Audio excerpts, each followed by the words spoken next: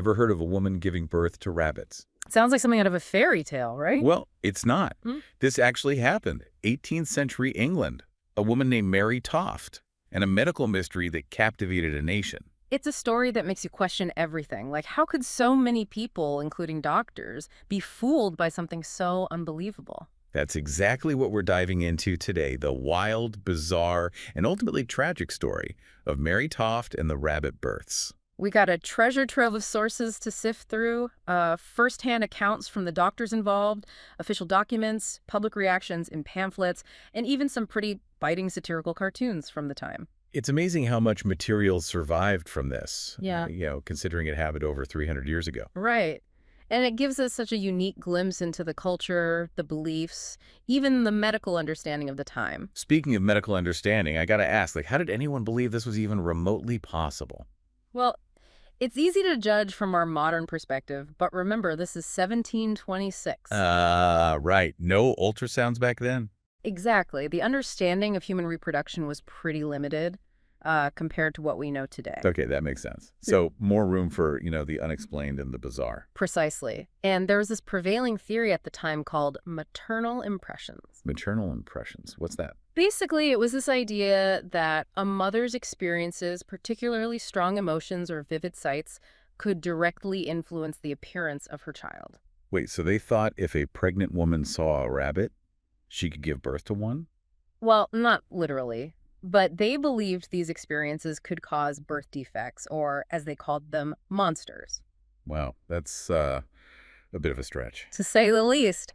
But it was a widely held belief. And you have to remember, this is a time when people were fascinated by the strange and the unusual. So Mary Toft comes along claiming to be giving birth to rabbits. It kind of fits into their worldview, I guess. Exactly. And it created this perfect storm for a hoax to take root and spread. Let's go back to the beginning. Mary Toft, she's like a peasant woman living in this small town? Yeah, Godalming, Surrey, not exactly the center of the world. Right. And she starts experiencing these, I guess we'll call them unusual labor pains. That's putting it mildly. According to the reports, she claimed to have miscarried a human fetus earlier in the year, and then a few months later, it started. The rabbit births. The alleged rabbit births. Her local doctor, John Howard, he's called in, and he's completely baffled. I can imagine. But he witnesses these births himself, or at least that's what he claims. So he's the first to be taken in. It seems that way. And he's so convinced that he starts writing to other prominent physicians, spreading the news about this medical marvel. And that's when things really explode, right? It becomes a national sensation. Doctors from all over the country, they flock to Godalming to see this woman giving birth to rabbits. Can you imagine the scene? This tiny village suddenly overrun with physicians, Yeah. all clamoring to witness this supposed miracle. It must have been chaotic. And the media at the time, pamphlets and newspapers, they're having a field day. This is like the 18th century equivalent of going viral. Exactly. And the more attention it gets, the more pressure there is to explain it. And the more ambitious doctors see an opportunity, right? Yeah. To make a name for themselves, publish groundbreaking research. Oh, absolutely. This was a chance to be part of medical history.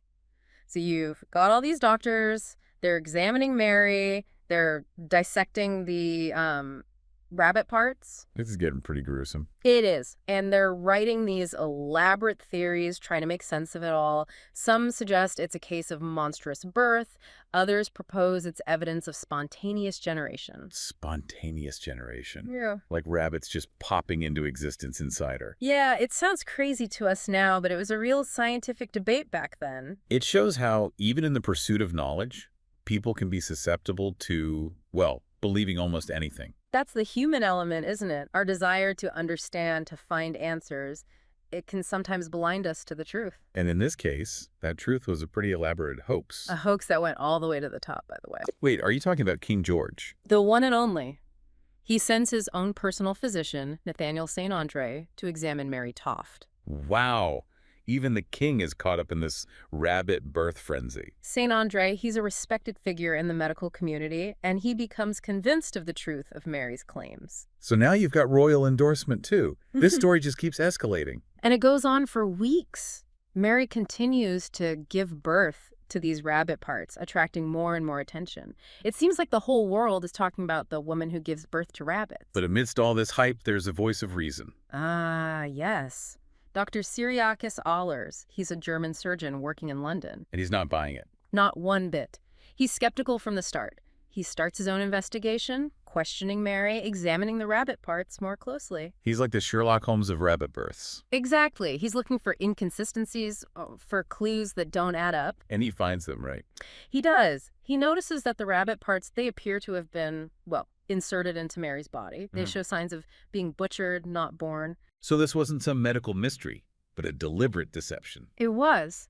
Ahlers, he confronts Mary with his findings, and eventually she cracks. She confesses to the whole thing. She does, and it turns out she had help, an accomplice, a woman who supplied her with the rabbit parts. So is a conspiracy all along? What was their motivation? Why go through all this trouble? That's the big question. Historians have debated it ever since. What are some of the theories? Some believe it was purely for financial gain. To exploit the public's fascination with the bizarre. Exactly. Mary received gifts, money, even visits from wealthy patrons. So maybe she saw an opportunity to profit from the whole situation. It's possible. Others suggest she might have been desperate. Desperate for attention. Or maybe even to escape her difficult circumstances. Possibly. Remember, she's a woman in 18th century England. Her options were limited. This could have been a way to exert some control over her life, even if it was through deceit. It's a sad story in a way. A woman driven to such extreme measures. It is. And the fallout from this hoax was immense. I bet. Imagine the humiliation for the medical profession. Oh, it was brutal. They were ridiculed in pamphlets, satirized in plays. The whole affair became a national joke. Talk about egg on their faces. More like rabbit fur. Yeah? But the impact went beyond embarrassment. In what way? It forced a reckoning within the medical community. It highlighted the dangers of jumping to conclusions, of letting ambition and the desire for fame cloud judgment. A wake-up call to be more rigorous in their investigations. Exactly. To rely on evidence, not speculation.